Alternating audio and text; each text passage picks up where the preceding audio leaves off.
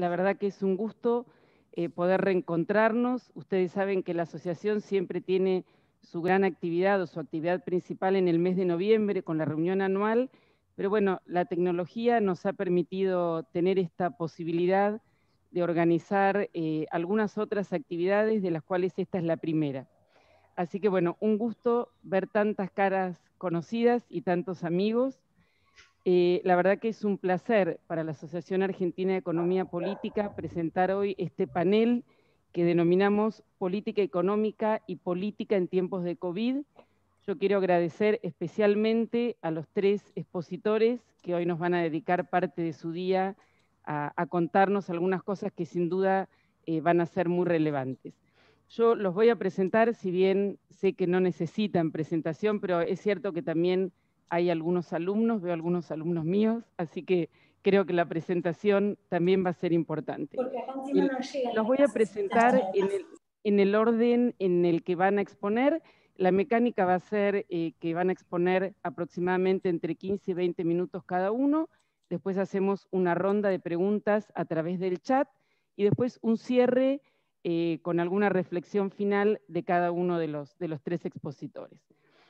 Marina Dal Poyetto, que es quien va a exponer en primer lugar, es actualmente directora ejecutiva de EcoGo Consultores y es especialista en análisis de coyuntura. Se desempeñó como docente en la Universidad de Buenos Aires, en la Universidad DUCES, en la Universidad de Itela. Fue subgerente de análisis macroeconómico del Banco Central de la República Argentina y jefa de asesores de la Secretaría de Política Económica del Ministerio de Economía. Además, se desempeñó como consultora del BID, de la Comunidad Europea y de UNICEF. José Luis Machinea ha desarrollado también una larga carrera tanto en el sector público como en el sector privado.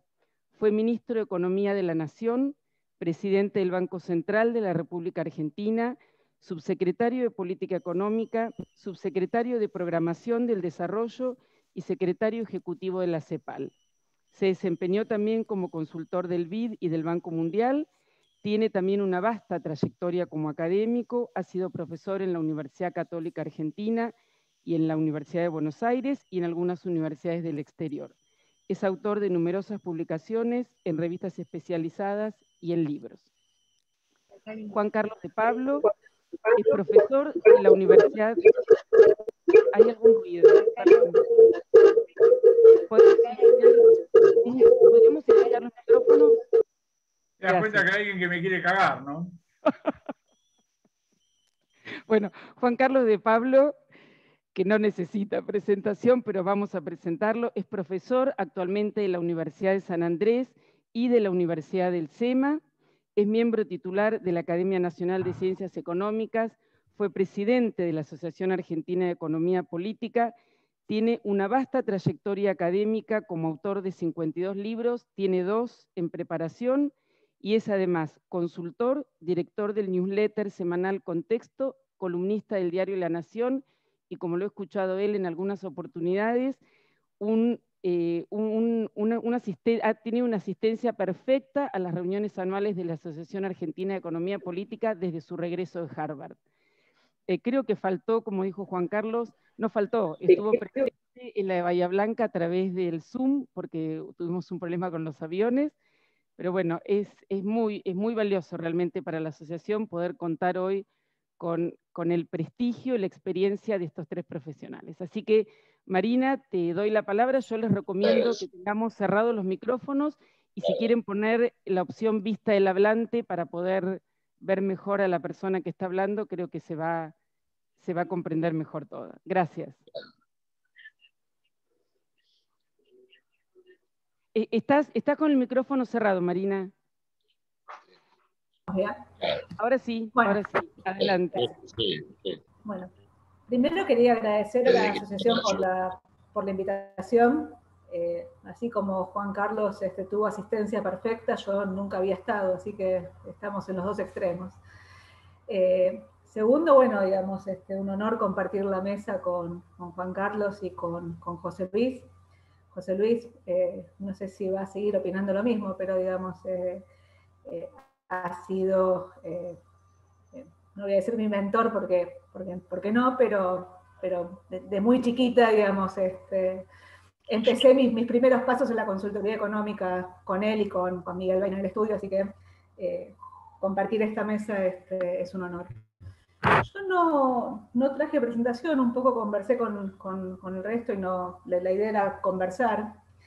Y cuando me invitaron, digamos, la primera vez que habíamos conversado, el título de la mesa tenía que ver en alguna medida con, con la política económica y la política, y los hacedores de política económica. Después la mesa fue mutando y tuvo el título general que uno usa en estos días, que es política y política económica en tiempos de COVID. Y la verdad es que cuando uno piensa cómo hacer en 20 minutos para tratar de discutir ambas cosas, ¿no?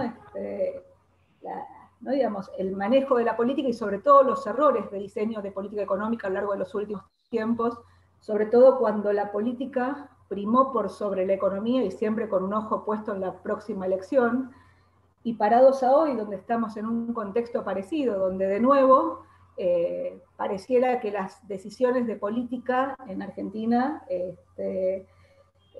van en función del margen de maniobra que va apareciendo, y de nuevo con la cara puesta en la próxima elección, en un contexto de cortísimo plazo, donde, si uno quiere decir algo, estamos atrapados en tres vértices de un triángulo, ¿no? Digamos, un primer vértice donde, parados en lo local, hay una carrera entre la vacunación que viene lenta y el COVID, ¿no? Digamos, entrando en esta segunda ola que seguramente va a causar daños en términos de vidas y daños en términos económicos.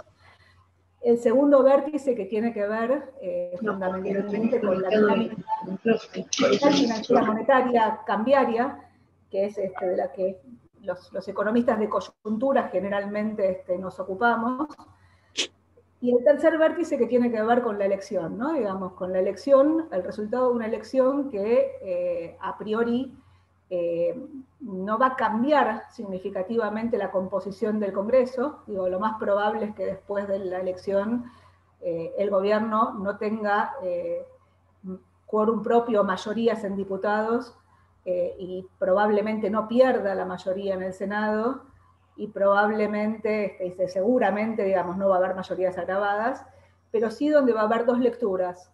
Una es la lectura del mercado respecto a la elección, la segunda es la lectura del peronismo respecto a la elección y la gobernabilidad que tenga un gobierno que todavía tiene 2 años de gestión para adelante, ¿no? Entonces, un poco jugar con esto, el corto, el mediano plazo y el ojo de la política en la elección. Y entonces ahí yo pensé en otro triángulo, también con, ¿no? Digamos, donde los diseños de política económica, yo decía antes, siempre son cortoplacistas, ¿no? Digamos, muy enfocados en lo que tiene que ver con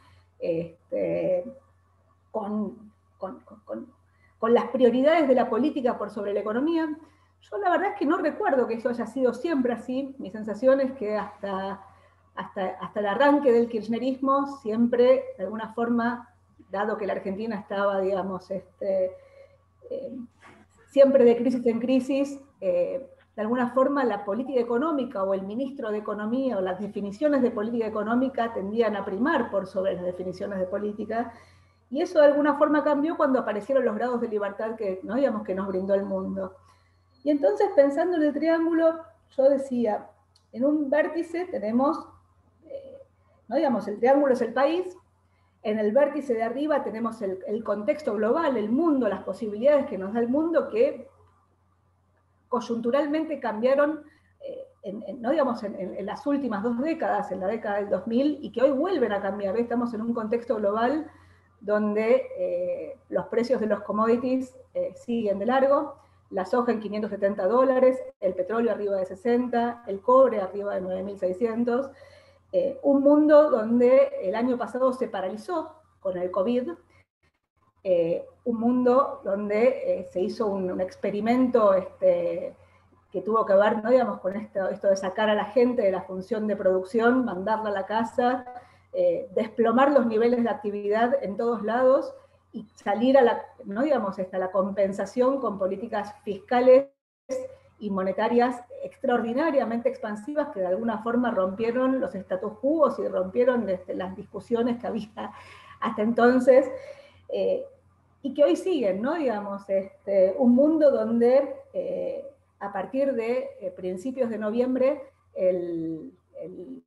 ¿no? Digamos, el resultado de la elección en Estados Unidos definió, uno podría decir, un cambio de paradigma, donde la vacuna de alguna forma da esperanzas respecto, no sé si el final de la pandemia, pero por lo menos la contención de la pandemia y el desplome, ¿no? Abismal en el número de muertes y de contagios en los países que avanzaron rápido, pero fundamentalmente ese escenario de liquidez global que está detrás de esa suba en los precios de los commodities, y ese escenario de liquidez global que de golpe, junto con estos precios, aparece como una oportunidad para la economía argentina, y esa oportunidad que aparece para la economía argentina vuelve a patear el tablero del corto plazo, donde el gobierno vuelve a priorizar la elección y dejar atrás el esquema de intentar estabilizar la política económica, digamos, que llevó en octubre del año pasado al gobierno, al Fondo Monetario, justo cuando, acuérdense,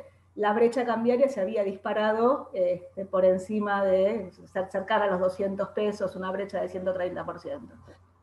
Entonces, de nuevo, digamos, este juego de un mundo que coyunturalmente lo favorece, que tiene nubarrones, principal nubarrón que está, digamos, en el horizonte tiene que ver con la tasa de interés libre de riesgo, o sea, estos paquetes fiscales y monetarios tan agresivos están generando, digamos, una vez que aparece la vacuna, están generando una aceleración en la recuperación, en el rebote del nivel de actividad, y están generando en simultáneo, junto con la dinámica de los commodities, un cambio en las expectativas de inflación, y detrás de eso un mercado que empieza a vislumbrar que la suba, que la inflación, digamos, puede provocar una suba en la tasa de interés antes de tiempo.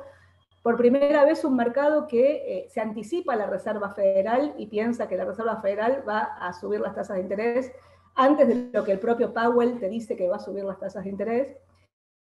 Y entonces, de nuevo, en ese mundo, Argentina, digamos, ¿no? Digamos, el vértice de la derecha, Argentina se vuelve a estas discusiones cortoplacistas con la cara, con el ojo en la próxima elección, y ahí esa discusión entre el programa fiscal, financiero, monetario, que en octubre parecía que el gobierno intentaba recoger el barrilete. Acordémonos que Argentina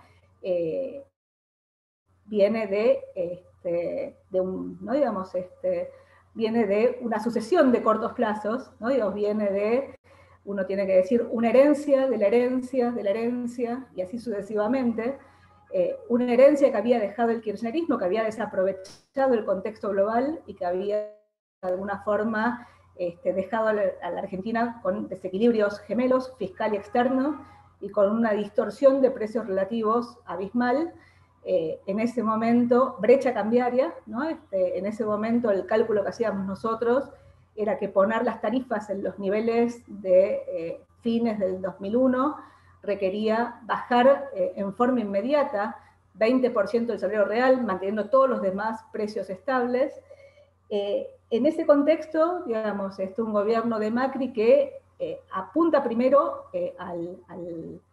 ¿no? Digamos, un esquema gradual que tenía racionalidad desde el punto de vista de la necesidad de manejar, ¿no? este trípode entre gobernabilidad ¿no? Digamos, y correcciones, pero fundamentalmente donde el intento de manejar, digamos, la gobernabilidad y, a mi juicio, digamos, errores graves en el diseño de política económica llevaron a una inconsistencia entre lo que fue la política fiscal, la política monetaria, la política de ingresos, y los 2 primeros años donde de alguna forma se acumularon las distorsiones, se salió del cepo antes de tiempo, se quitaron todos los controles a la cuenta capital, se abultó el desequilibrio fiscal, se abultó el desequilibrio externo, no se tuvo en cuenta que el gasto público estaba indexado al pasado y se intentó desinflar la economía en forma extraordinariamente agresiva. Y después tuvimos los 2 años siguientes, 2018 y 2019, donde fundamentalmente el corte al crédito a la economía argentina terminó generando, digamos, una salida de capitales abismal. La ida del Fondo Monetario terminó generando, digamos, 2 programas que no te sirvieron para estabilizar. De nuevo, digamos, la búsqueda del cortísimo plazo con la cara puesta en la próxima elección y el intento de ganar esa elección compitiendo contra lo que el propio gobierno llamaba el abismo, que terminó en el resultado de las PASO, y un Banco Central que perdió cerca de 26.000 millones de dólares de las reservas, en un contexto donde los dólares del fondo se usaron para cancelar deuda que finalmente se iba a reestructurar, y un nuevo gobierno que arrancó con un intento de estabilización. Ese intento de estabilización se frustra con la pandemia, ¿no? con la dinámica de la pandemia. Argentina le llega la pandemia, pero a diferencia del resto del mundo no tiene margen para aplicar políticas fiscales y monetarias expansivas. Argentina sin moneda y sin crédito, digamos, requiere del financiamiento monetario, y Argentina, que había recibido, el gobierno que había recibido un país con la deuda prácticamente en default, con un banco central sin reservas, pero con una economía fundamentalmente sin pesos, termina en alguna medida inyectando de pesos a la economía y generando el principal problema que tenemos hoy, si uno lo tiene que definir, es que te sobran pesos, te faltan dólares en las reservas del Banco Central, y fundamentalmente, a pesar de haber reestructurado la deuda en esa negociación exageradamente larga, y sin un acuerdo con el Fondo Marco detrás, terminaste en una situación donde los rendimientos de tu deuda, en el mundo que yo mencionaba antes, donde todavía la tasa de interés recién empieza a subir, pero todavía no subió, donde los precios de tus commodities son extraordinariamente bondadosos, los rendimientos de la deuda en dólares de Argentina son del 20%, y Argentina destruyó el acceso al mercado de crédito. Entonces, de nuevo, digo, cuando uno piensa, digamos, la dinámica de los últimos tiempos, digamos, y el nivel de la discusión que estamos teniendo, y volviendo, digamos, al triángulo original, donde yo decía, primero tenemos la carrera de cortísimo plazo entre el COVID y la vacuna, y la discusión sobre si hay que cerrar o no hay que cerrar la economía, sin margen fiscal y sin margen monetario para financiar el desequilibrio fiscal.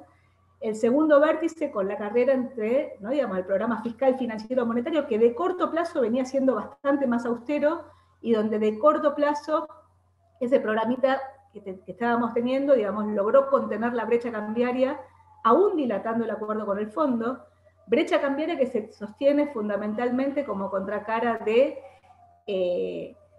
un banco central que empezó a comprar dólares en un contexto donde desploma la expectativa de devaluación, cuando te dice que no va a ir a un acuerdo con el fondo y que va a devaluar significativamente menos.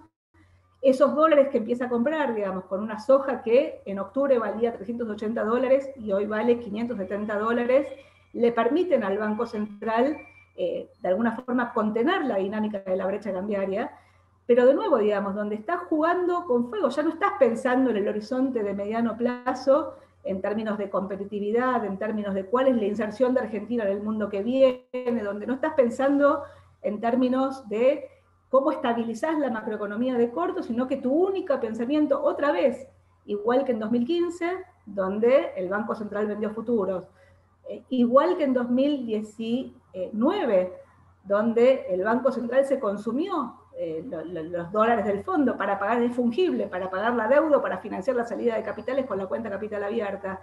Y mismo ahora, donde de nuevo volvés a forzar el corto plazo, dilatando la negociación con el fondo, dilatando, digamos, tener un programa de estabilización y maximizando el corto plazo, intentando usar como anclas el dólar, las tarifas y los salarios, que paradójicamente en un año electoral empiezan a hacer funcionar como ancla, incluso las jubilaciones funcionan como ancla en un contexto donde la movilidad previsional de corto plazo te está permitiendo licuar las jubilaciones, problema para más adelante, dada la indexación, pero digo, el punto es, otra vez Argentina se encuentra en una coyuntura que te permitiría tratar de pensar hacia adelante, maximizando el corto plazo, que es la historia de los últimos gobiernos, digamos, la historia de los últimos años.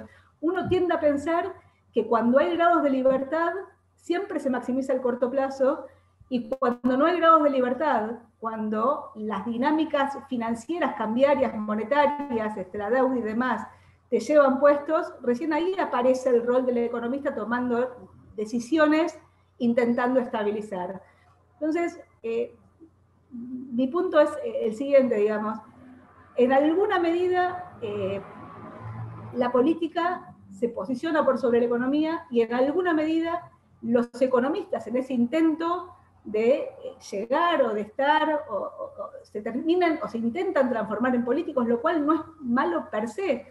Claramente, digamos, no vas a poder hacer política económica sin política, pero claramente cuando la política o las decisiones tienen que ver con el cortoplacismo que tenés esperando, digamos, terminás en equilibrios que son subóptimos, y cuando uno mira la dinámica de Argentina a lo largo de los últimos años, Argentina es de los países, sacando Venezuela, de los países de la región que menos crece, y Argentina en los últimos años es la única economía, digamos, sacando Venezuela, que tiene tasas de inflación arriba del, diría, 50% en relación al resto de los países de la región. Entonces, de nuevo, digamos, vuelvo, digamos, al título de la nota, ¿no? Digamos, era política económica y política en tiempos de COVID. El mundo está yendo hacia un paradigma distinto, digamos. El mundo habla de un consenso, un nuevo consenso de Washington, el mundo debate, o la academia debate a nivel global, si los programas fiscales que está haciendo puntualmente Estados Unidos, digamos, de 10 puntos del PIB este año, 10 puntos del PIB adicionales en la infraestructura el año que viene, Europa discutiendo si está en un momento Hamilton y si el programa de 800.000 millones de euros no se queda corto para intentar salir de la pandemia. O sea, vas a un mundo donde el déficit fiscal, el financiamiento vía deuda para países extraordinariamente endeudados y fundamentalmente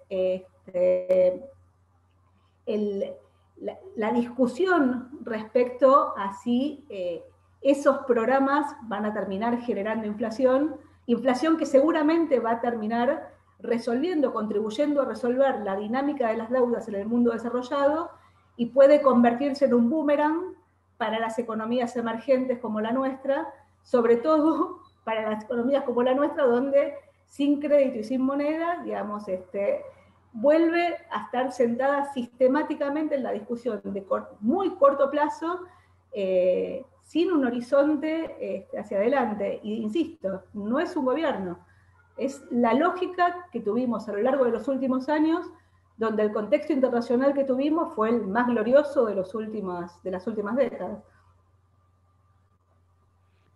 Bueno, gracias Marina. Ahora le damos lugar a José Luis. Abrí el micrófono y te escuchamos, José Luis.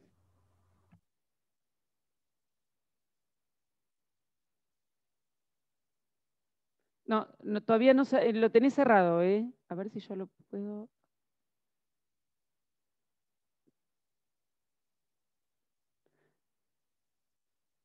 No, lo tenés, todavía te figura el micrófono cerrado, José Luis, a ver. Por ahí con la barra se debería abrir, con la barra espaciadora capaz que lo puedes abrir.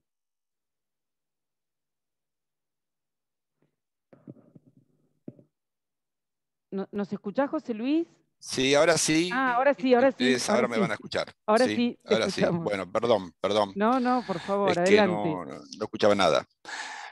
Bueno, en primer lugar, muchísimas gracias por la invitación. Yo no es la primera vez que vengo a este evento, pero sí en todo caso que debe ser la primera vez que vengo en los últimos 30 años, más o menos. La primera vez que vine fue cuando volví de Estados Unidos, después volví para hacer la tesis, y eso creo que fue en el año 74, fíjense ustedes. 74, 75, 74, y eso fue, me acuerdo, fue en... ¿Dónde fue? El segundo fue en El segundo fue en Mar del Plata y el primero fue en Santa Rosa, exactamente. Y después volví algunas veces más, pero yo diría que los últimos 30 años no he estado, así que realmente muchísimas gracias. Muchísimas gracias por la invitación, Andrea en particular, y es realmente un verdadero gusto estar aquí. Pero porque aparte no vine, no porque no quise, porque no me invitaban antes. Bueno, pasé la queja, así que, bueno, Marina ha hecho una extraordinaria presentación de la coyuntura, menos mal que no se me ocurrió hablar de la coyuntura, si no estaba perdido, y no me extraña que lo haya hecho también. Yo creo que en nuestros días la política, nosotros solemos hablar de la dominancia de la política fiscal, la dominancia de la política monetaria. Me da la sensación que lo que estamos viendo ahora es la dominancia del liderazgo mundial, ¿no? La dominancia del liderazgo mundial quiere decir, hasta ahora, cuando hablo de quiénes están peleando por el liderazgo, estoy hablando obviamente de Estados Unidos y de China. Y hasta ahora China, en tres aspectos me parecen relevantes. Una es el nivel de crecimiento, el segundo es el nivel tecnológico, el tercero es, en todo caso, el sistema político, ¿no? Y en términos de crecimiento le iba ganando muy fuerte a Estados Unidos. En nivel tecnológico, Estados Unidos sigue liderando, pero China se ha acercado, por cierto. Y después está el sistema político. El sistema de China es un sistema obviamente distinto al de Estados Unidos. Yo diría que es un sistema de gobierno autoritario.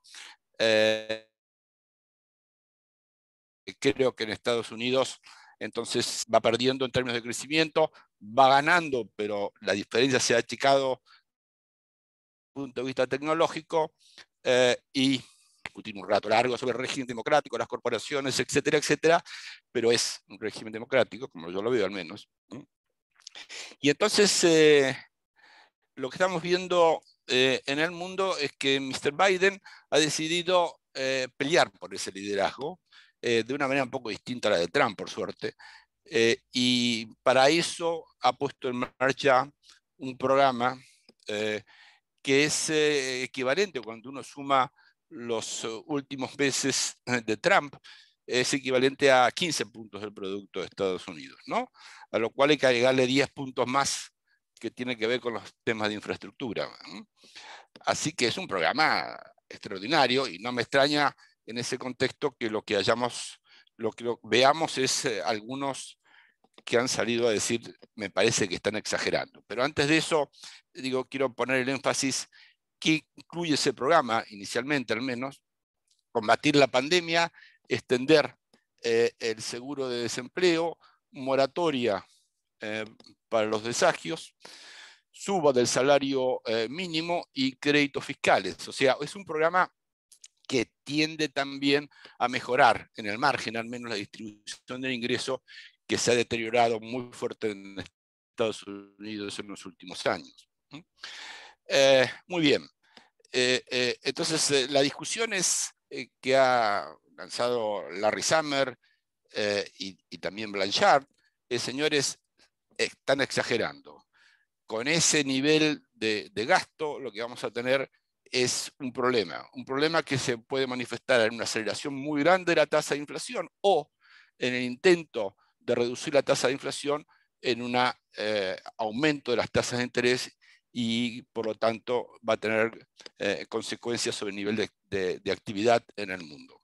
Por un lado o por el otro tenemos un problema. Han aparecido otros premios Nobel diciendo que no es así, que hay margen para ser tan expansivo. A mí me cuesta, con tantos premios Nobel, dar mi opinión al respecto y por parte no conozco en detalle los números. Parece un programa, si ustedes quieren, exagerado, pero la pregunta es, ¿en cuánto tiempo lo van a hacer? Porque eso que lo vamos a hacer por un año, gastarse 15 puntos del producto en un año parece un poco difícil. Por lo tanto, yo creo que el ritmo al que se va a dar el programa va a tener que ver con la capacidad para poner en marcha el programa, pero aparte, justamente ¿cuál es el efecto? Si ven que la tasa de inflación, esa es mi percepción, si ven que la tasa de inflación tiende a acelerarse demasiado, yo creo que van a desacelerar rápidamente. O sea, no creo que lleguemos a una situación, podemos llegar a tasa de inflación del 4%, difícilmente creo del 5%, porque antes van a parar.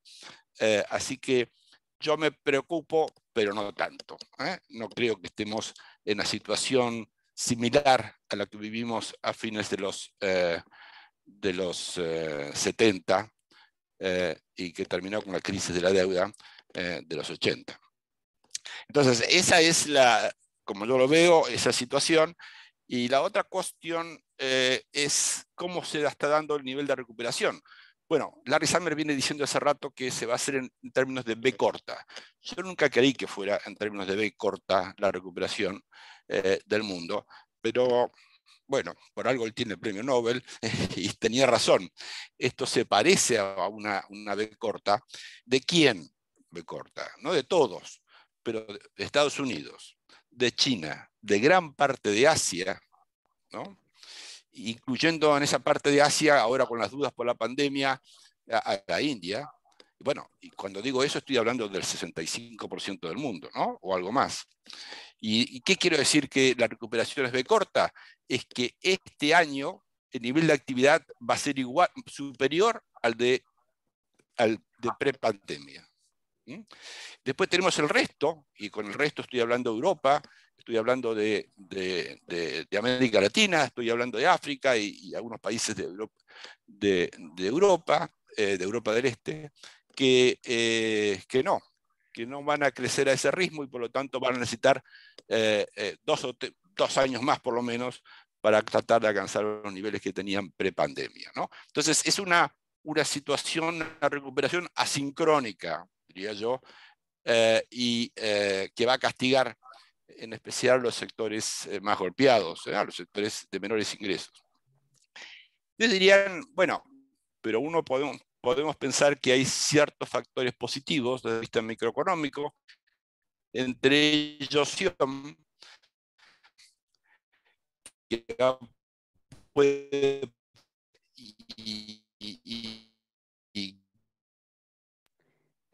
Se está escuchando mal, José Luis. ¿Podés repetir la última frase? Se cortó un poco. Pero ¿sí? Fue internet, no tu micrófono. Fue un tema de la banda de internet. Bueno, no.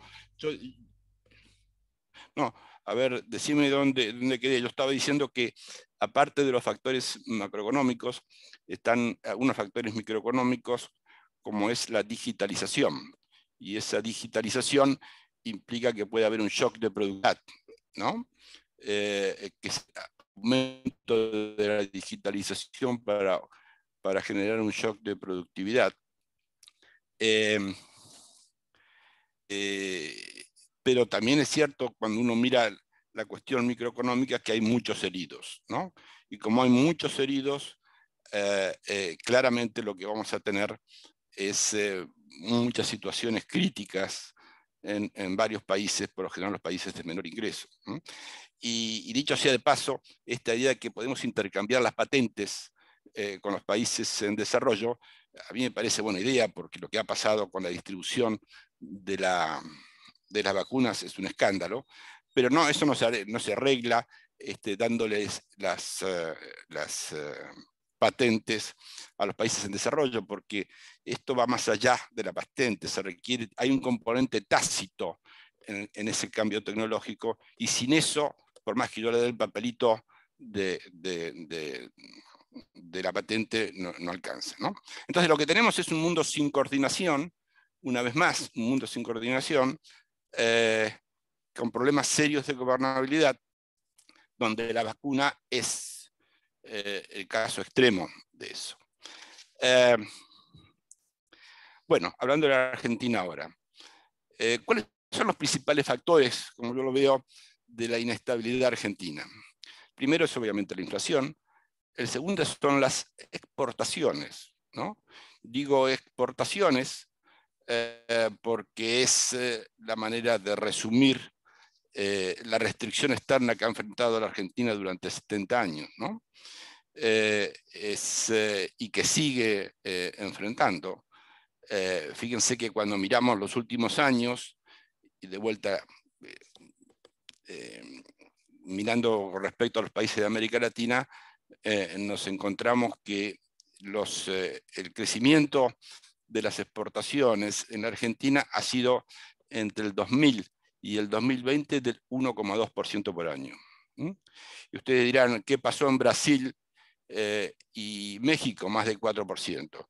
¿Y qué pasó en los otros países de América Latina, como Colombia, como Chile o como Perú? Más de 3%, alrededor del 3,5%. O sea, al 1% de crecimiento de exportación, estoy hablando de volumen, porque después viene los términos de intercambio, ¿no? Que a veces van a favor, van en contra, pero en volumen no aumentamos las exportaciones. Por eso, el segundo tema me parece que son las exportaciones. Ya lo venimos discutiendo de hace 50 años casi, pero no, un poco menos, pero ahí seguimos con ese problema. Y el tercer problema es obviamente el fiscal, ¿no? La situación fiscal, el desequilibrio fiscal está presente todo el tiempo, ¿no? Y ese desequilibrio fiscal es incompatible con la estabilidad. Ahora, déjenme hablar de la inflación un segundo. Yo dije, el primer problema es la inflación. La pregunta es, ¿cómo se hace para combatir la inflación? No se alegren, que no es que no tengo la solución a ese problema, pero lo que quiero decir es que nosotros hemos fracasado tantas veces con el tema de bajar la inflación, que la idea que nosotros podemos hacer algo parecido a los países de América Latina que durante los últimos 20 años han sido capaces de reducir la inflación de niveles del 30% en muchos casos o un poco más, y después 25% a los niveles actuales, por debajo del 5%, la idea es que vamos a, y para eso tardaron muchos 5 años, 6 años, 7 años, es imposible en Argentina. En un país que nadie cree nada, y si lo que vamos a hacer es un programa de ese tipo, yo creo que no va a funcionar, y lo que sí creo es que por lo tanto, que lo más razonable es hacer un programa de shock. Y hay dos maneras de hacer un programa de shock. Uno es con la dolarización de la economía. Ese no me gusta, ya lo hemos ensayado, suena de entrada, da efectos, pero es casi insostenible para un país que tiene la variación, por ejemplo, de los términos de intercambio que tiene Argentina. Y por lo tanto, creo que lo que necesitamos es una propuesta que sea básicamente de ciertos acuerdos, y cuando digo ciertos acuerdos estoy hablando de un acuerdo que nuclee alrededor del 60% de los habitantes de la Argentina. Esto es, uno de los dos partidos mayoritarios tiene que quedarse con una parte de lo que tienen los otros partidos, ¿no? Quiere decir que si yo tengo 40, 45%, necesito, no sé, 10, 15% más de resto del universo, en parte de votos que han ido a otro partido. Ustedes me dirán, bueno, eso es imposible. Bueno, pero si todo es imposible, yo digo, ese es un escenario muy difícil que requiere acuerdos, ceder poder definitivamente. Cuando digo que vamos a hacer acuerdos, estoy diciendo hay parte que se va a quedar con el poder si gano las elecciones. Y eso falta en Argentina, ¿no? Esa idea de grandeza, que estoy dispuesto a ceder parte del poder para lograr una coalición más amplia, que es lo que se requiere definitivamente en Argentina.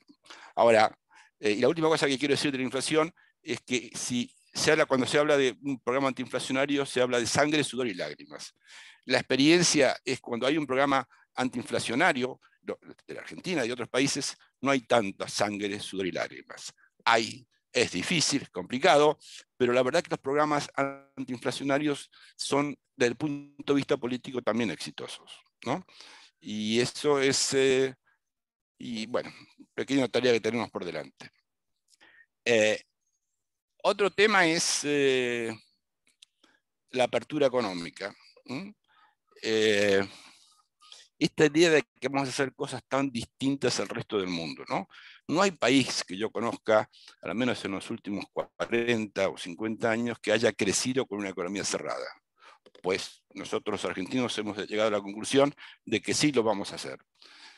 Es un disparate, eso no quiere decir que no esté de acuerdo que abramos la economía de un día para otro, etcétera, etcétera, pero la idea es que con una economía cerrada, al estilo de la década del 40, podemos hacer crecer esta economía de manera sostenible.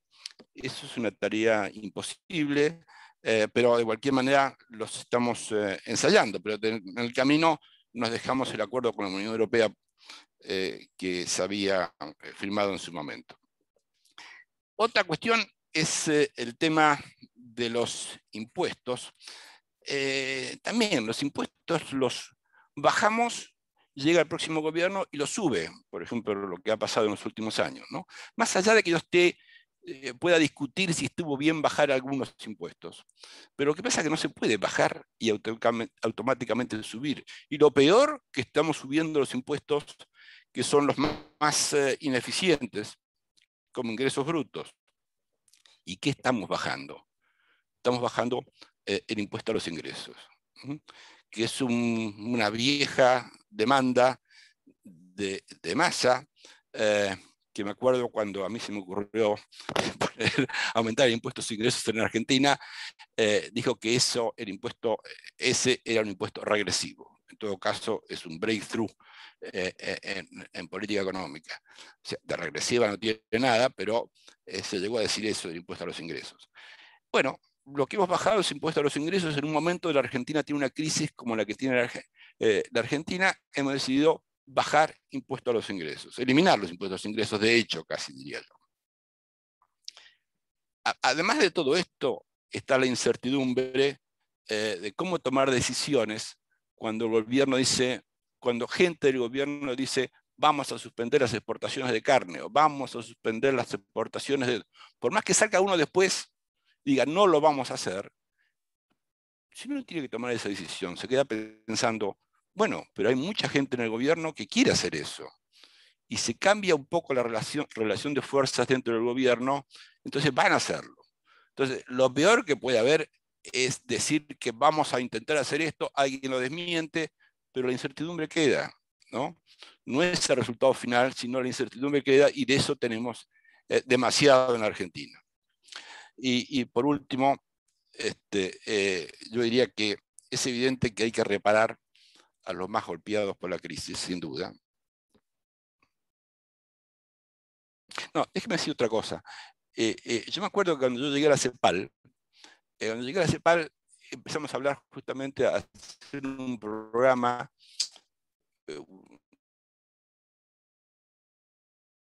hay un libro que se saca cada 2 años, y ese era el tema dominante, ¿no? Y cuando uno mira Asia en detalle, me acuerdo en ese momento, estoy hablando hace 20 años, ¿qué es lo que encontraba en Asia? Políticas un poco diferentes, otras bastante parecidas, pero ¿qué era lo que se repetía constantemente? Políticas que duraban en el tiempo.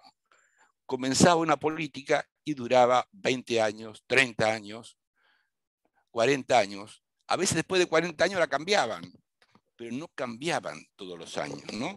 Y entonces eso es justamente lo inverso que suele hacer Argentina. Entonces, ahora sí, por último, es evidente que hay que reparar a los más golpeados por la crisis, no cabe duda de eso. Pero la reparación debe ir de la mano de la modernización. Si nos quedamos solo en reparación, no vamos a crecer nunca. Si nos quedamos solo en modernización, al estilo de lo que intentó hacer en su momento Menem, tenemos un problema, que fue el problema que tuvo Menem. Deterioró tanto la distribución del ingreso, aumentó tanto la pobreza, que hubo después una resistencia creciente a un programa de ese tipo, ¿no? Más aún hoy día teniendo en cuenta la magnitud de la crisis. O sea, es reparación y es al mismo tiempo modernización. Ese es el desafío que tenemos por delante. Bueno, después la seguimos. Gracias. Muchas gracias, José Luis. Ahora sí, Juan Carlos, abrí el micrófono y es todo tuyo. Listo. Bueno, como todo el mundo habla primero de la relación entre la asociación y uno, yo también. Me dijeron que tengo asistencia perfecta. La tengo. No fui a la primera, que fue la reunión de embalse del año 64, porque no me había graduado. Y la del 67 de Tucumán, porque estaba estudiando en Estados Unidos. Conocí ciudades como Bahía Blanca, como Resistencia, etcétera, gracias a la asociación. Después volví. Pero realmente tenía ese componente turístico, social, etcétera, y también, digamos así, académico. Bueno, si ustedes quieren más detalles sobre esto, anoten, por favor, juancardodepablo.com.ar. Hay una cosa de mis libros, una cosa de apuntes a mitad de camino, y ahí hay un capítulo dedicado a la Asociación Argentina de Economía Política, que, como me gusta decir, es un foro de afectos y de ideas, Bueno, yo voy a volver sobre el material que ya planteó Marina, José Luis, etcétera, desde una perspectiva que a mí me parece particularmente importante, que es la de los procesos decisorios. Y en la segunda parte voy a agarrar algunos ítems, dado que somos profesionales, donde conecto temas que discutimos en el ámbito académico y que me parecen absolutamente relevantes para entender, digamos, lo que está pasando o para analizar lo que está pasando. Si le tengo que poner un título hoy a esta Argentina, digo, no nos falta nada. Porque tenemos el plano sanitario, el plano presidencial y el plano del equipo económico. Y están peleando a ver quién se quiere llevar la tapa de los diarios. Primero, desde el punto de vista de los contagios, las camas, etcétera, hay unos líos bárbaros, pero da toda la impresión de que estacionalmente la cosa se viene empeorando y consiguientemente va a haber que tomar decisiones. Acabando de eso, vacuna, todo lo que ustedes quieran. Pero la impresión que vos tenés es que estacionalmente va a tener un problema creciente, esperemos que sea un par de meses, donde vas a tener que hacer restricciones. La CUNSA dijo el otro día una cosa obvia, pero muy importante. Si tenés que operar, usa un bisturí, no un hacha. El problema con el anuncio del presidente el otro día de cerrar las escuelas, más o menos es porque me piace. Porque ningún médico nos explicó que hay una conexión causal entre las escuelas y el número de contagiados. Entonces, vos me querés complicar la vida con una restricción, explícamela, etcétera, etcétera, etcétera. Entonces digo, el plano sanitario es un frente que, por lo menos en el corto plazo, tiende a complicarse. El segundo es el plano político. Como bien dijo Marina, la política domina, digamos, a la economía. También en el sentido del equipo económico, que voy a hablar dentro de un minuto. No siempre fue así, pero Argentina es un país particularmente politizado. ¿A usted le parece que un australiano está pendiente de lo que piensa el primer ministro de Australia sobre Siempre se dice el Estado de la Unión, ese discurso anual que pronuncia el presidente de Estados Unidos, no se transmite en las cadenas abiertas de televisión, y mucho menos si hay un partido de la NBA, porque los tipos están tomando cerveza, viendo ahí qué es lo que les importa. Saben que lo que pasa con el presidente tiene poco que ver. Argentina es un país presidencialista y personalista. Y tenemos un problema. ¿Por qué? Porque la credibilidad del presidente es nula. Porque miren, los canales no laburan más. Tienen el file. Entonces, dice algo Alberto Fernández y se fijan lo que dijo hace 2 horas, 2 días, 2 semanas. Se hacen un picnic. Entonces, ahora, ese es el presidente, es el que tiene una responsabilidad ejecutiva. Porque todos los demás son todos comentaristas, porque tiene una responsabilidad, es el que está a cargo. Y esto de estar a cargo es algo que ahora lo voy a plantear también a la luz de lo que es el equipo económico. Pero yo insisto, Argentina es un país presidencialista y personalista. Y viene toda la discusión, no es Alberto, lo que vos quieras. Pero finalmente, el mensaje te tiene que venir de una fuente. Y acá yo quiero subrayar una cosa que dijo José Luis. Si vos tenés que formar la expectativa en base a algo, y 3 tipos te dicen las cosas diferentes, cerrá los ojos y te quedás con la peor. Si un tipo te dice, te voy a cobrar 98% de impuestos a los bienes personales, y después te dice, no, Juan Carlito, 2%, bueno, no decís me salvé, decís, muy importante, muy importante. Pregunta, ¿no habrá al lado del presidente de la Nación un tipo de hecho absoluta confianza que se lo agarra en un rincón de la residencia Oliva y dice, vení Albertito, vamos a tomar un cafecito, tranquilito? ¿Sabés qué? ¡Basta! Ya bastante problema que tenemos con los problemas. Ese es un frente. ¿Cuál es el otro frente? El equipo económico. El equipo económico. ¿Quién está a cargo? Cuando yo tengo que explicar el estar a cargo en mis cursos, doy el siguiente ejemplo. Le digo a mis alumnos, sobre todo a las alumnas, digo, chicas, estadísticamente ustedes dentro de pocos años van a ser madres. Si todo sale bien, 2 días después de parir y con algunas molestias van a ir caminando hasta la puerta de la clínica o del hospital. Al lado una señora con un bultito hasta la puerta. Y en la puerta le va a decir, señora, ¡tac! Vos, nena, estás a cargo, rodeada de asesores. Tu mamá, tu suegra, tu hermana, tu marido, ay, que esto, que esto, pero vos estás a cargo. ¿Entienden? El concepto de estar a cargo es fundamental. Alberto Fernández cometió el mismo pecado que Mauricio Macri. No tiene un ministro de Economía. ¿Quién está a cargo? Mandrake está a cargo. Lo tenemos a Diego Guzmán, no sé, por Europa todavía, hablando con el Papa, qué sé yo cuánto. Tenés a Paula Español con unas ideas fantásticas en materia de cómo combatir la inflación, ¿entienden? Entonces, el equipo económico es parte del problema. Vos me decís, la política, sí, todo lo que vos quieras. Un ministro hoy dice, ¿a dónde miro desde el punto de vista político para encauzar mi acción? Pero además de eso, ¿qué tiene que ver conmigo? ¿Qué tiene que ver conmigo la tasa de inflación? ¿Quién dice eso? ¿Guzmán? ¿Culfa? ¿Quién? ¿Entienden? Muy, pero muy importante. Entonces, por eso digo, para cerrar esta primera parte, no nos falta nada. Es un combo particularmente, digamos así, complicado. 2 cositas sobre el tema del nivel de actividad y la tasa de inflación. El nivel de actividad. Los datos agregados, siempre los datos son agregados, dicen, también hubo B corta en Argentina, igual que en el resto de los... 2020 es una pésima unidad de medida para entender. El PBI cayó 10%, no me sirve para nada. Cayó todo violentamente abril y mayo, que estaba todo cerrado, y después entró a recuperar.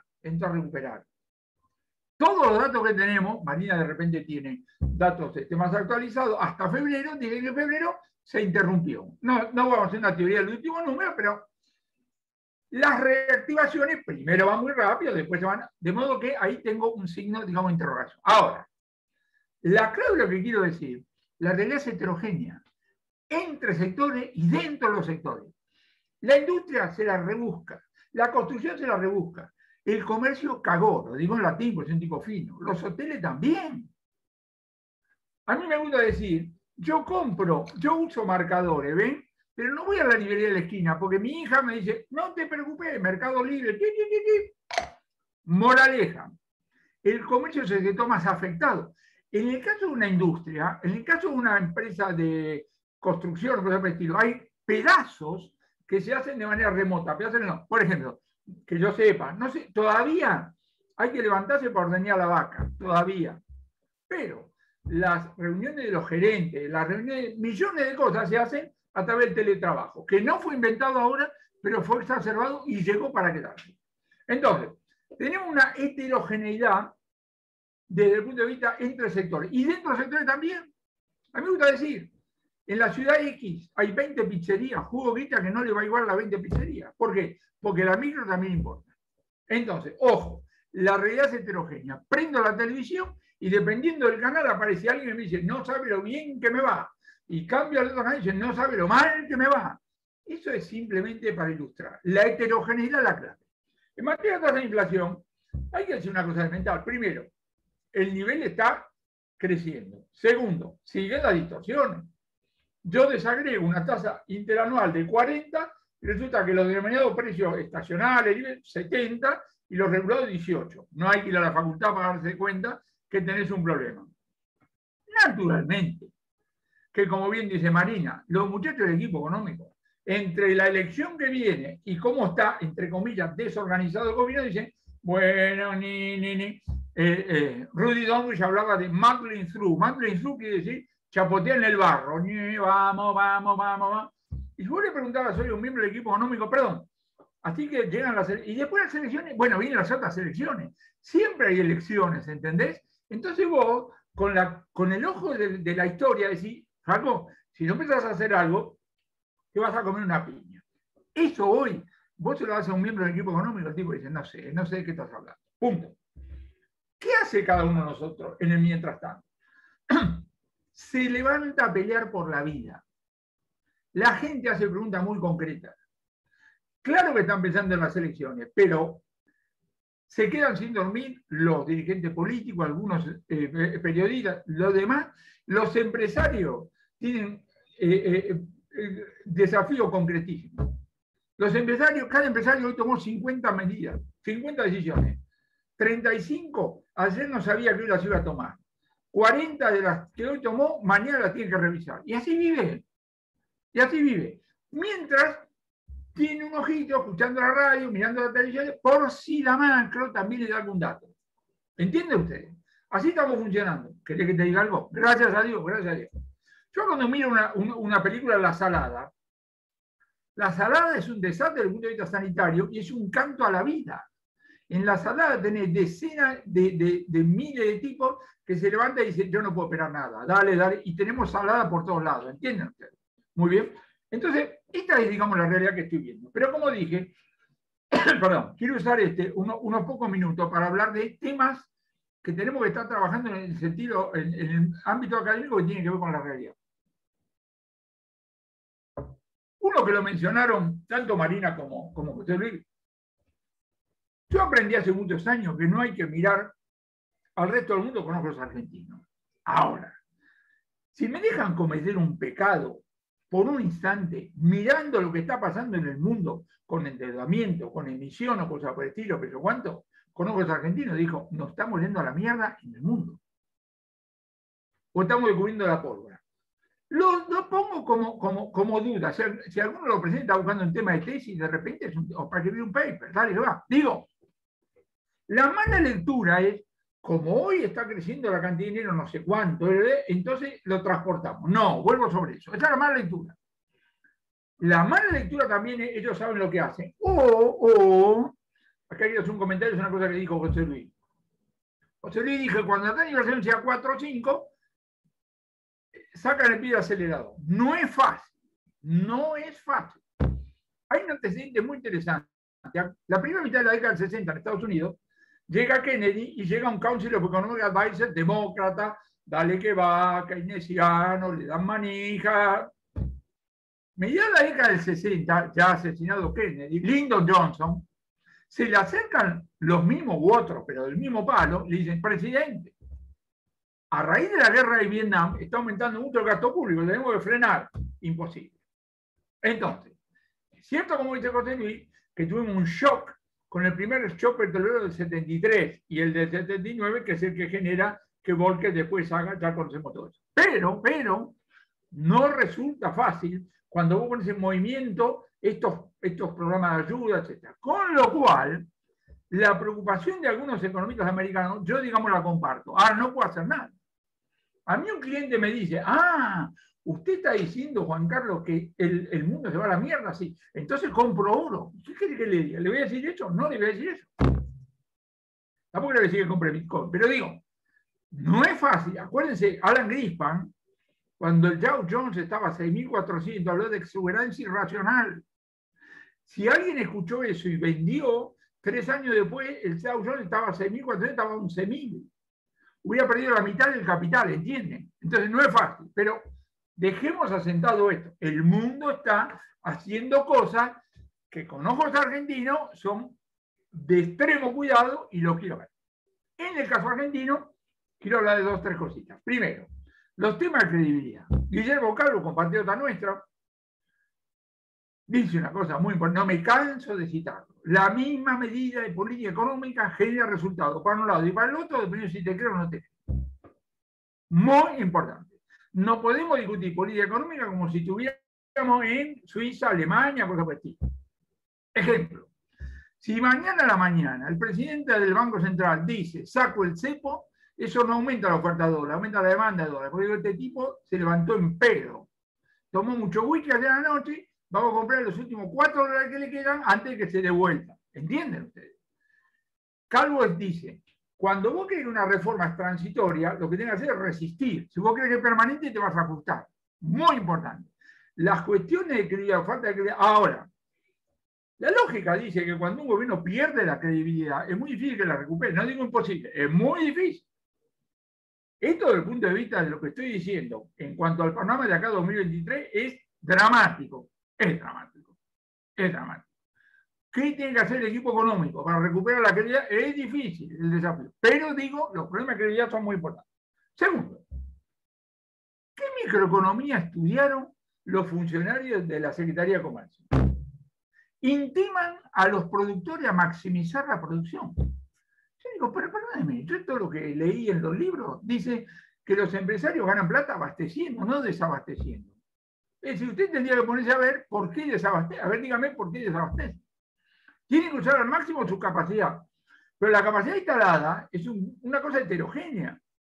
Si yo en mi planta compro un motor nuevo, como los tamaños son asaltos, el primer día el motor me queda un pedazo, lo voy a usar parcialmente. Si viene un inspector dice, usted está usando este motor 78%, marche preso. ¿Qué se le ocurre? Entonces yo digo, ¿para qué estudiamos la facultad? Bueno, lo que vos quieras. Tenemos varias corrientes. Esto es economía 1, ¿entienden ustedes? Y nosotros como economistas tenemos que subrayar esto. El negocio nuestro no es ser políticamente correcto, muchachos. Que es lo mismo que le mandamos a los médicos. Yo cuando escucho a un médico por televisión, no quiero que me diga, ya tenés la primera dosis, no te calenté, Juan Carlito. Salí sin barbijo a la calle, así lo jodés a Alberto Fernández. Este médico es un tarado. El tipo que tiene que decir, cuidate, esto, que lo otro. Pero ¿no le gustaría a usted que tuviera... Sí, es lo mismo a mí. Me dice, ¿no le gustaría a usted, doctor, que los jubilados fueran todos ricos? Sí, pero me está hablando del corazón, ¿de qué me está hablando? Entonces, acá hay un tema importante que va más allá de las escuelas económicas. Nosotros como profesionales tenemos que poner las cosas sobre la cosa, cómo lo estamos viendo, porque lo contrario, le hacemos creer a la gente que los Reyes Magos existen. La última cosa que quiero decir, el trasplante de lo que vemos en otros países a la Argentina no puede ser automático. Las discusiones que tuvo con Federico Sturzenegger, le dije, desde el primer día le dije, meta de inflación en un país como Argentina es una estupidez conceptual y encima pone números ridículos y vos crees que yo te crea. Y ahora viene Guzmán con falla de mercado, falla del Estado. Y yo tengo que decirle, pero negro, vos atrasás 70 años. Eso lo estudiaba yo en la UCA en el año 64 y Harvard en el año 67. Hemos descubierto que el mercado falla y el Estado también. Es una cuestión empírica.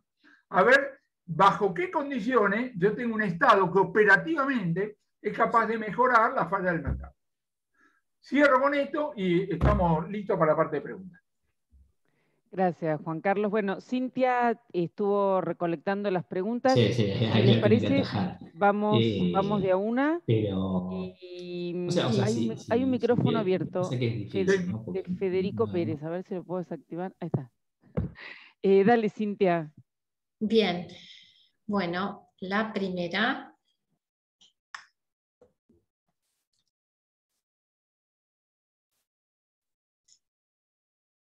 La primera es de Miguel Ángel para Marina. La cuestión tarifaria suele no considerar mejoras estructurales internas en las empresas públicas.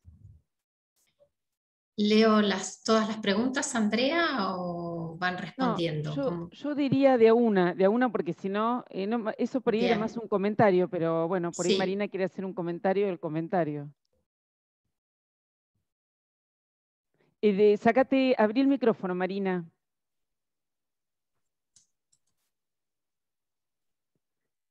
Abajo a la izquierda, ahí está. No, yo con el tema de tarifas, lo que diría es, a ver, yo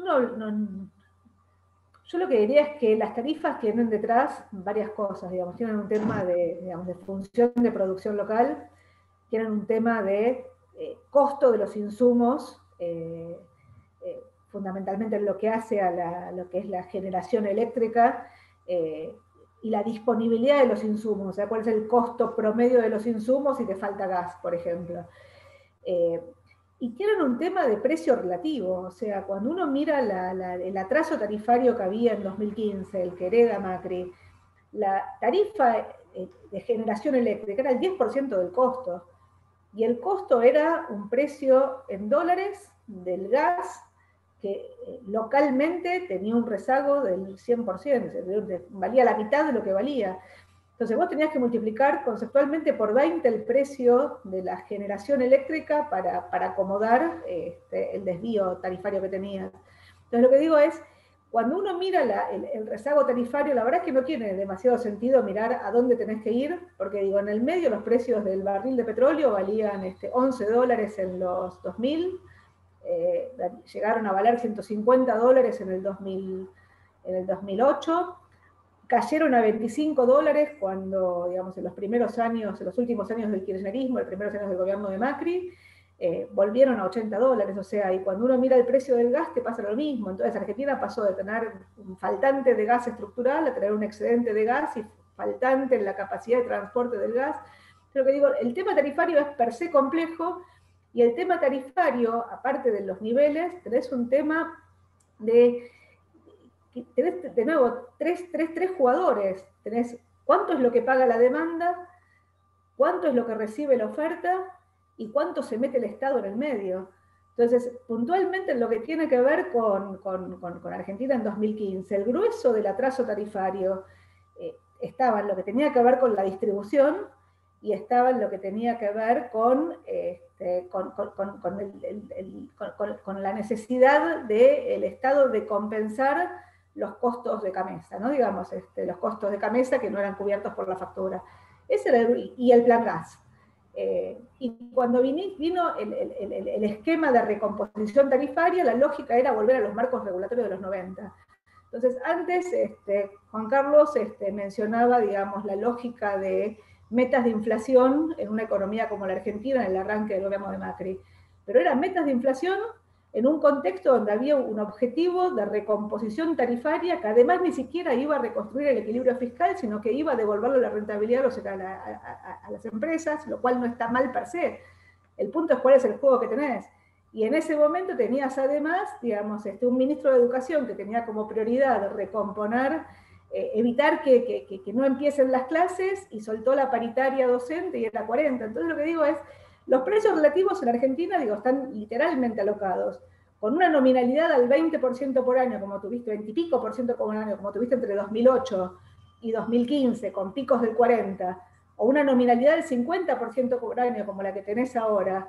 La verdad que el adelanto o el rezago tarifario, más allá de las cuestiones estructurales propias, digamos, del sector público, de las empresas privadas, tiene que ver con los precios relativos del resto de incluyendo dentro de los precios relativos, cuál es el costo internacional de la energía, y cuánto es lo que se puede pagar en un país donde los salarios literalmente los desplomaste. Digo, no sé bien a qué venía, digamos, el concepto de la pregunta, pero el tema tarifario per se tiene una entidad, digamos, propia, y el manejo del tema tarifario per se te puede terminar de voltear o no un gobierno. Lo que sí diría, digo, para terminar, es el atraso tarifario que tenés hoy es significativamente menor al atraso tarifario que tenía Macri cuando llegó. Ahora, con una inflación del 40, cuando vos tenés precios que suben 80 y precios que suben 0, como los de la energía, esa mejora que te vas construyendo, digo, tiende a deteriorarse rápidamente, sobre todo si los precios de la energía a nivel global empiezan a escalar. Bien, gracias Marina. Ahí tenés otra pregunta de Marcos Devoto, si hay alguna visión con respecto a la tasa real negativa de la política monetaria. Luego sigo con el doctor Machinea, que Marcos también le hizo una pregunta a él. Sí, a ver, básicamente bajar la inflación solamente con tasa de interés, como se intentó en su momento, digamos, claramente no te va a funcionar. Para tener una tasa de interés que es casi la mitad de la tasa de inflación, claramente, digamos, te destruye la moneda. En Argentina, digamos, la tasa de interés, Macri la intentó usar para frenar la corrida contra el peso en 2018 y 2019, y terminaste, si querés, volando por el aire el esquema, sobre todo en un contexto de cuenta capital abierta. En un contexto de cepo tan rígido como el que vos tenés, la tasa de interés contra un tipo de cambio oficial que se mueve cada vez más despacio, digo, si querés, te ayuda en el margen a estabilizar la demanda de pesos, pero digamos, muy atado con alambre, porque lo que tenés detrás es la dinámica de la brecha cambiaria, y lo que tenés detrás es una tasa de inflación que, digamos, en enero era 4 la inflación, 4 el ritmo de devaluación y 2,8 la tasa. Y en marzo la inflación es 4,8, 1,5 el ritmo de devaluación y la tasa de interés sigue siendo 2,8. Entonces lo que digo es, eso que te alcanza para estabilizar la demanda de pesos, parecía que ocurría, digamos, en el fin de año y los primeros meses de este año, mientras el Tesoro seguía refinanciando los vencimientos de pesos y los depósitos en pesos seguían adentro de los bancos. La verdad que en las 2 licitaciones, no en la última, pero en las 2 anteriores, el Tesoro encontró dificultad para refinanciar la deuda de pesos y ahí tenés pendiente, digamos, cómo estabilizar la demanda. Por eso digo, con cepo es distinto que sin cepo, pero claramente, digamos, el nivel de tasa hoy por hoy te está quedando rezagado. Pero al mismo tiempo no ves al gobierno apuntando a pensar en subir las tasas. O sea, la preocupación del gobierno tiene más que ver con que los pasivos remunerados no crezcan rápido, y siempre haciendo énfasis en la sustentabilidad, que no estaría mal si no fuera tan dogmática y sin margen de maniobra. Bien, muchas gracias. Doctor Machinea, por su experiencia en el Banco Central, ¿cómo visualiza la gestión de los pasivos monetarios del Banco Central, LELIQs más pases?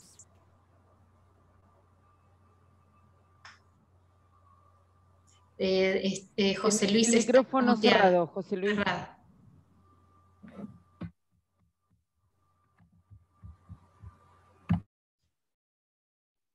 Seguimos sin escucharte. Sí.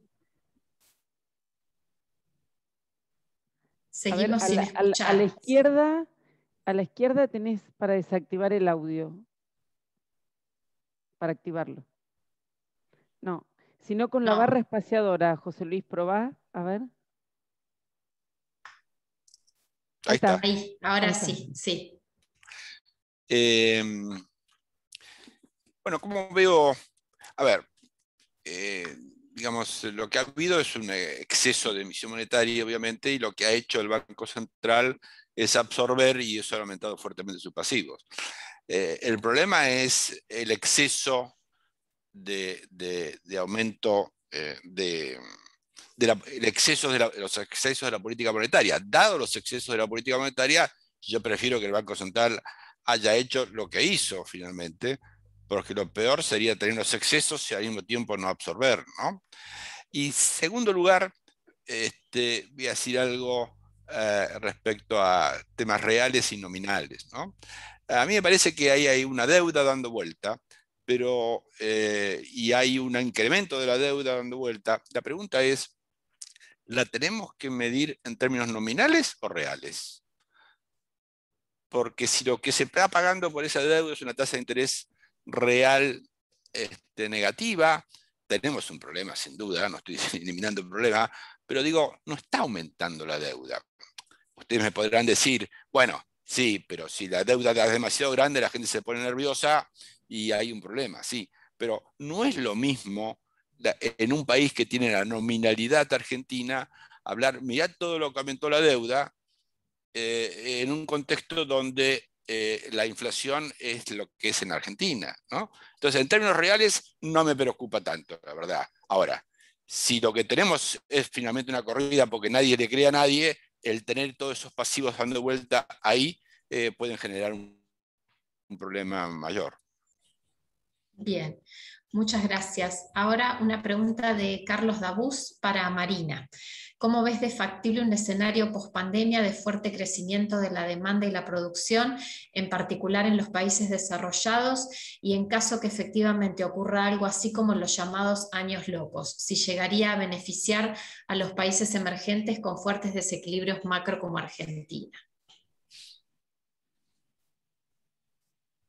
Estás muteada, Marina.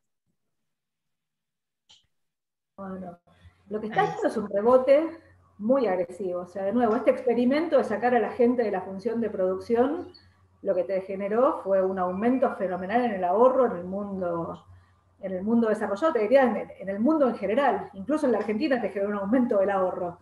O sea que en Argentina, digo, ¿no? Digamos, sin monedas, sin mecanismos para trasladar ese ahorro, digamos, tiene algunos problemas distintos. Pero digo, en el mundo en general, lo que tuviste fue, en los meses de abril, mayo, junio, una disparada en la tasa de ahorro, y lo que viste es, a la medida que la economía tiende a normalizarse, porque la vacuna funciona, la gente puede volver a salir y a gastar y a consumir, lo que empezás a ver es que el rebote se acelera, las tasas de crecimiento se aceleran, Y eso, digo, que claramente, digamos, repercute, si querés, en la dinámica de los precios, o sea, si querés, es favorable desde el punto de vista de la dinámica de corto plazo.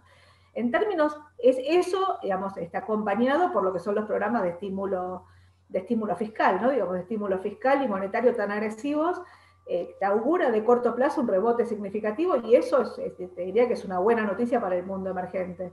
Creo que la mala noticia que puede haber para el mundo emergente tiene que ver un poco con lo que decía José Luis, en la medida que la productividad no te acompañe, ese cambio, digamos, ese salto, esa recuperación que estás viendo, esa recuperación en la demanda que estás viendo, y en la medida que la dinámica de precios en el mundo desarrollado, digamos, empiece a aumentar, ahí hay discusiones enormes respecto de si eso va a ocurrir o no va a ocurrir. En el experimento de la crisis financiera anterior, vos tuviste, digamos, un aumento muy agresivo en los pasivos, digamos, en la cantidad de pesos, digamos, en los pasivos, digamos, del Banco Central en el mundo desarrollado, y no viste detrás un aumento de la inflación. Es cierto que esos pasivos quedaban alocados dentro del sistema financiero y vos no veías un multiplicador del crédito. Y ahora lo que estás empezando a ver es un aumento en el gasto de los excedentes que generaste, más un aumento del multiplicador del crédito, y eso va a generarte un tirón de demanda, y eso es probable que tenga consecuencias inflacionarias. Si esas consecuencias inflacionarias aparecen, digamos, hay que ver qué es lo que te pasa con los cambios que viste tan agresivos en la forma en la cual producimos, en la forma en la cual consumimos, en la forma en la cual pagamos. O sea, claramente hay cambios estructurales en la forma de funcionamiento del mundo, incluso la globalización. Bueno, la discusión que vas a tener ahí es si la inflación empieza, digamos, a convalidar el salto en las expectativas que estás viendo. Bueno, digamos, es la reacción de la tasa de interés. Y la reacción de la tasa de interés, yo tiendo a pensar que no es un problema grave para el mundo desarrollado, porque finalmente si vos lograras generar inflación de corto plazo, la inflación te apuntara a la sustentabilidad de la deuda, pero sí es un problema no menor para las economías emergentes, porque digo, la tasa de interés relevante para el mundo desarrollado es la tasa de interés real. Digo, si te sube la inflación, la tasa nominal sube con la inflación, en el fondo, digamos, lo que está discutiendo es la sustentabilidad. Ahora, para nosotros la tasa relevante es la tasa de dólares. Entonces, mi sensación es que de corto plazo, digamos, el mundo te favorece, el principal canal de conexión de ese mundo que estás viendo son los precios de los commodities, y lo estás viendo para la región en general, pero la verdad que hay un enorme signo de pregunta sobre la tasa de interés, que particularmente a la Argentina, te diría que totalmente aislada del mercado de crédito, le pegaría menos que a otros países de la región, digamos, que tienen economías mucho más endeudadas, no tanto los sectores públicos, que se financiaron fundamentalmente en moneda local, creo que es la gran diferencia que tenés respecto a otros eventos, como, ¿no?, digamos, la crisis de la deuda en los 80, pero sí para lo que son las deudas, ¿no?, las deudas corporativas, que son muy significativas en Brasil, en Chile y demás. Bien, bueno. Ahí Pedro Dudiuk hace una pregunta a cualquiera de los panelistas. Dice, ¿el mundo post-pandemia será una continuidad del previo?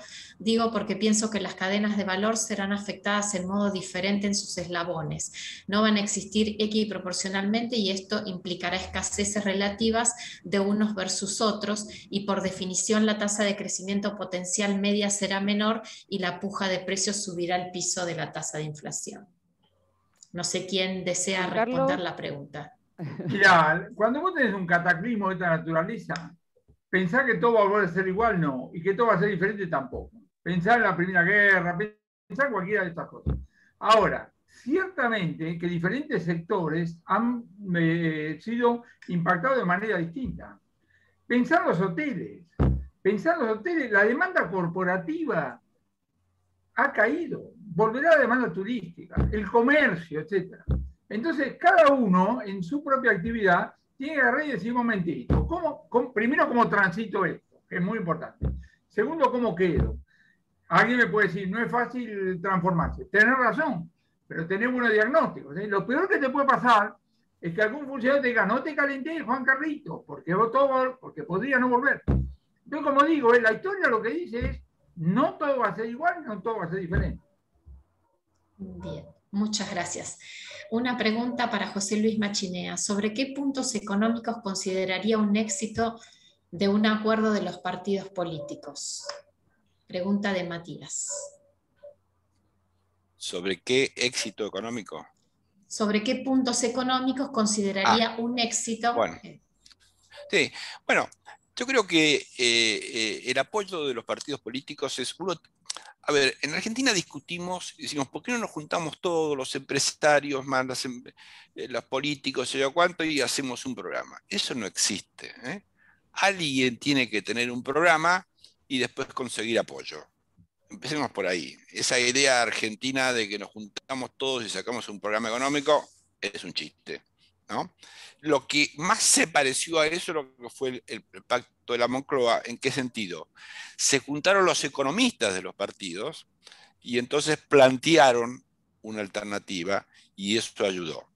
Entonces, yo creo que lo que tiene que haber es una propuesta de política económica que de esa concertación, que insisto, tiene que tener participación no solamente del actor principal, o sea, que tiene más votos, sino de todos. Es la única manera de hacer una concertación. Todos, el mundo no.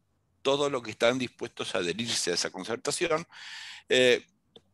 Pero la propuesta de política económica es una propuesta que sale del gobierno, ¿no? Y se va a discutir en el margen algunas cosas. Porque si no entramos en una donde yo quiero un poco de esto, yo quiero un poquito del otro, y eso no termina siendo un programa económico, ¿no? Bien, muchas gracias. Una pregunta de Tamara para Juan Carlos de Pablo. ¿Alguna reflexión respecto al cambio de fecha de las elecciones? No me gustan los toqueteos, pero tampoco hay una cuestión de vida o muerte. Correctamente la oposición le está diciendo, jurame por tu madre que esta va a ser la única modificación. No me venga dentro de un mes a decir, no, mirá, no podemos, no podemos, no podemos. Y junto a lo cual, lo he escuchado en varios, concuerdo totalmente, la propuesta lógica también es la de boleta única. Si estamos preocupados por las cuestiones sanitarias, tenés que bajar la demanda presencial de los fiscales. Si vos tenés una boleta única, solo necesitas tipos que vayan en el momento de cierre a contar, que no es lo mismo estar todo el día reponiendo boletas, cosas por el estilo. Por lo que sabemos, el oficialismo no quiere saber nada por las razones menos confesables, quiero creer. Pero esto tiene que ver con el ámbito puramente, digamos así, político. Bien, muchas gracias. Una pregunta de Juan La Rosa para Marina. ¿Cómo afecta al dólar el hecho de una potencial renuncia de Guzmán al cargo?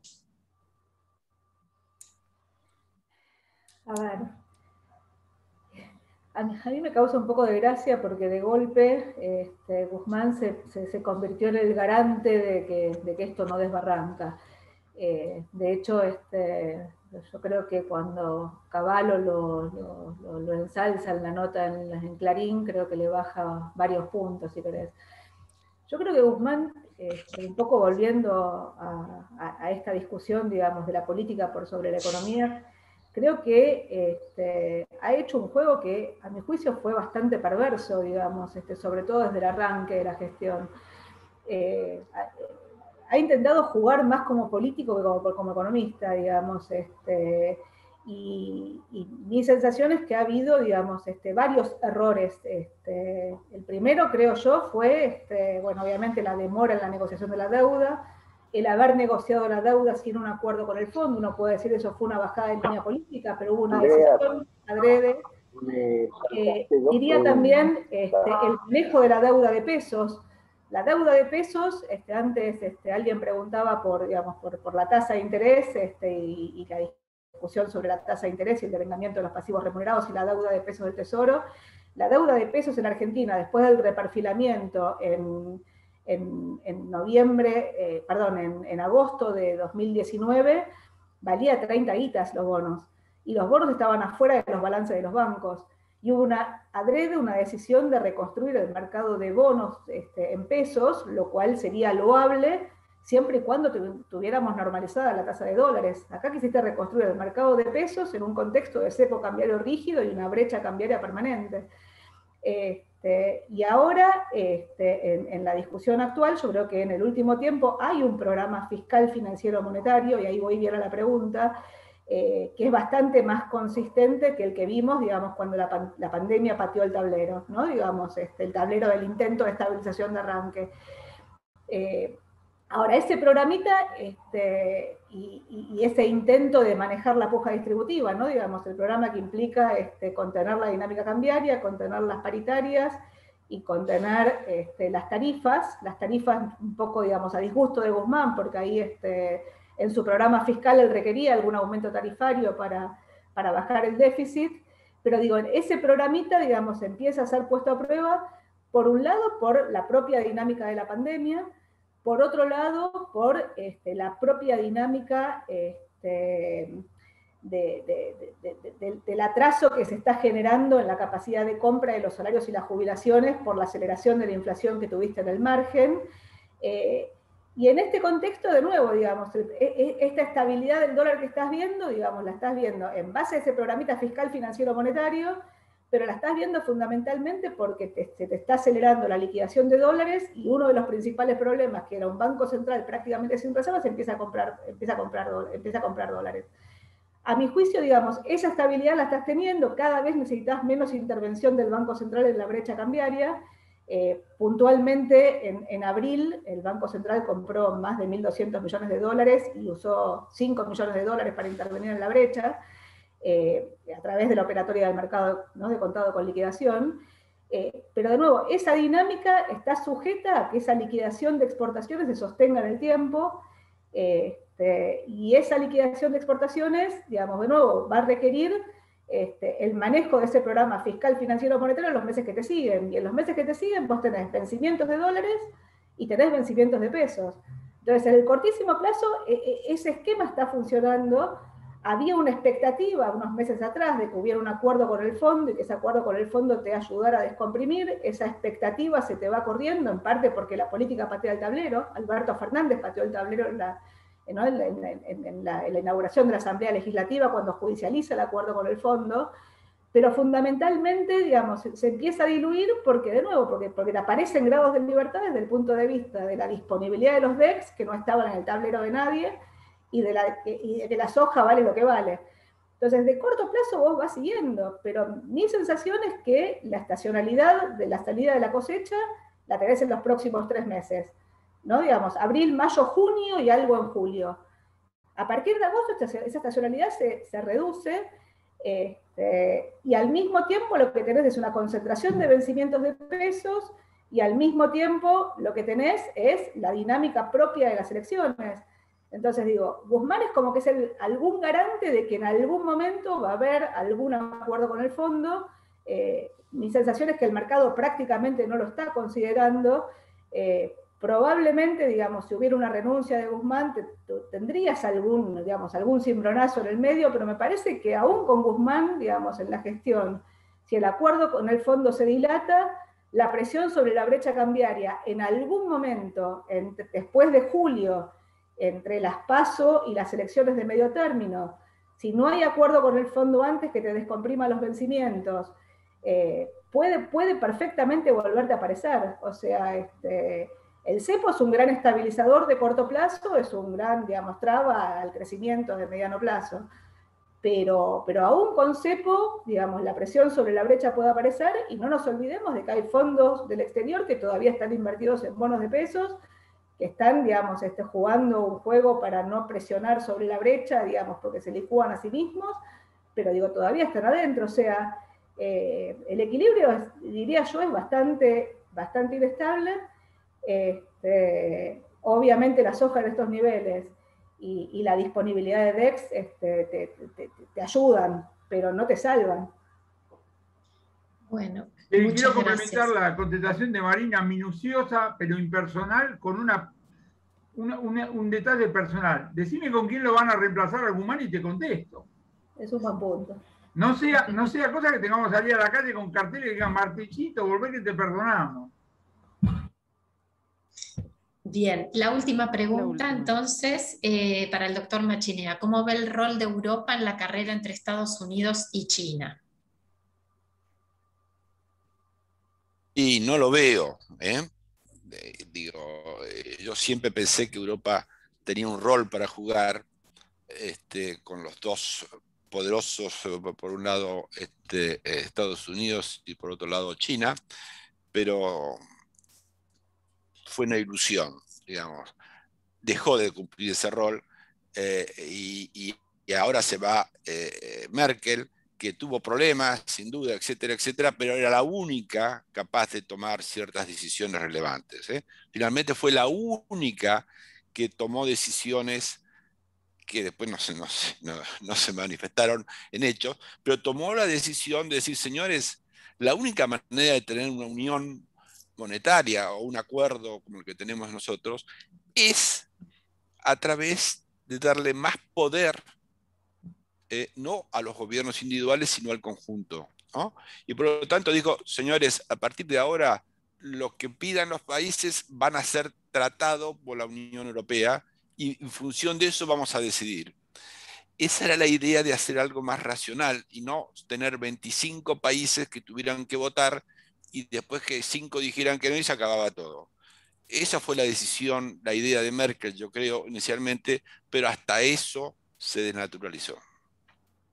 Bueno, les pido para cerrar un último comentario a los panelistas. Juan Carlos, ¿querés empezar vos? ¿Una idea, una conclusión, una reflexión? El sentido de estos eventos es escuchar, intercambiar y quedarnos pensando, porque complementamos los puntos de vista, las preguntas, etcétera, etcétera, etcétera. Junto a lo cual tenemos que decir, no nos suicidemos, muchachos, no vale la pena. A los jóvenes que nos están escuchando, que para los cuales esta es la primera crisis, la segunda, para mí es la enésima. Son todas diferentes, pero la lectura de la historia te ayuda, digamos. Así que fuerza, vamos a vivir, etcétera. Y a los que son abuelos, viste, los abuelos tienen esta idea de, ay, pobrecitos nuestros nietos. Nuestros abuelos creyeron que nosotros éramos unos boludos. Y nosotros creemos que nuestros nietos también son unos boludos. Estamos todos equivocados. Las distintas generaciones le van a encontrar la vuelta sobre bases absolutamente dinámicas, nada más. Gracias, Juan Carlos. Marina. No, yo, bueno, básicamente agradecer por la invitación. La verdad es que el tema es amplio, digamos, la discusión es enorme. Juan Carlos dio una visión optimista, no nos suicidemos, que la vida es linda. A mí la verdad que me da enorme lástima, digamos, pensar en las oportunidades perdidas que tenemos sistemáticamente por la imposibilidad para gestar acuerdos. Coincido con el comentario de José Luis, que no es que nos juntamos 4 y armamos un programa coordinando, digamos, diferencias, digamos. Tenés que tener un esquema, digamos, de estabilización y ese esquema requiere, de nuevo, que todo esté en su lugar. O sea, requerís que el mundo te ayude, requerís que los precios relativos estén medianamente alineados de partida y requerís el management, ¿no? Digo, la gestión. La verdad que hoy estás en esa oportunidad, estás con un mundo que te ayuda, estás con una situación donde el ajuste macroeconómico, que era lo más difícil que tenía Macri para hacer, que era cambiar la distribución del ingreso, de prepo te la cambiaron y hoy terminaste de reventar el salario, o sea, a partir de muy abajo, bueno, digo, te falta, digamos, el ordenamiento, digamos, para poder empezar a sentar las bases. La verdad es que yo no logro ser tan optimista como Juan Carlos, pero disculpen. Gracias, Marina. José Luis, te dejo el cierre. Sí, pero muy breve. Yo creo que Juan Carlos tiene razón en un punto que me parece el más relevante. No nos suicidemos, ¿no? Porque ya hemos pasado tantas crisis y siempre ahí estamos de vuelta con una dosis de optimismo. Pero si no, está bien que no nos suicidemos, pero estamos cada vez peor, ¿no? Y nada me hace pensar de que eso va a mejorar. Así que estamos de acuerdo que no nos suicidemos, pero esto pinta muy mal para mí. Bueno, muchísimas gracias a los 3 expositores. Nuevamente un lujo para la Asociación Argentina de Economía Política contar con ustedes hoy.